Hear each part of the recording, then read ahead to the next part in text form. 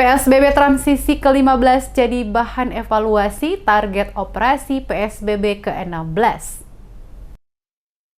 Sepanjang PSBB transisi tahap ke-15, angka kasus pelanggaran yang ditemukan oleh tim Satgas Pengendalian COVID-19 Kota Ambon, baik itu pelanggaran tidak menggunakan masker, pembatasan jam operasional malam, dan moda transportasi, mengalami sedikit penurunan di wilayah Kota Ambon. Hal tersebut disampaikan langsung oleh Koordinator Fasilitas Umum Tim Pengendali PSBB Kota Ambon, Richard Luhukai, saat diwawancarai tim DMS Media Group di Balai Kota Ambon, Senin 15 Februari. Ia menjelaskan sampai selesainya PSBB transisi tahap ke-15 pada minggu kemarin, tim pengendali mencatat terjadi sedikit penurunan pelanggaran protokol kesehatan yang dilakukan warga bila dibanding pada PSBB sebelumnya. Dijelaskannya selama pemberlakuan PSBB transisi tahap ke-15, tim pengendalian lebih terfokus pada operasi malam hari dan saat operasi digelar ada saja pelanggaran yang dilakukan melebihi jam operasional yang ditentukan akan tetapi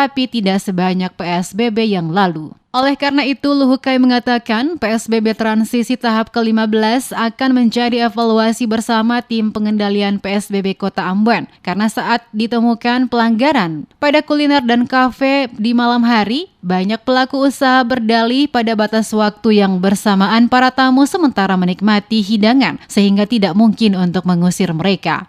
Kalau dilihat memang dari perkembangan yang terjadi selama PSBB 15 itu dari PSBB sebelumnya itu ada sedikit penurunan sebenarnya, ya, penurunan kasus dalam artian pelanggaran, ya, bukan kasus, maksudnya pelanggaran.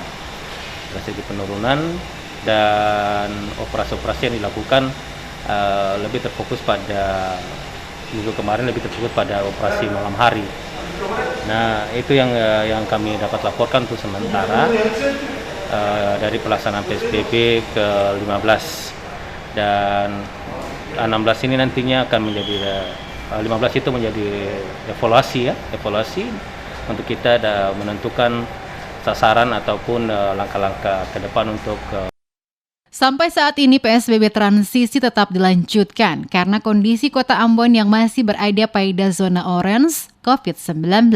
Untuk itu PSBB transisi tetap dilanjutkan dan operasi justisi tetap dilaksanakan. Richard Luhukai menambahkan untuk PSBB transisi ke-16, hari pertama, tim pengendalian masih mengevaluasi pelaksanaan tugas-tugas justisi selama PSBB tahap ke-15. Dan jika selesai melakukan evaluasi, maka tim akan menentukan target operasi pada PSBB lanjutan.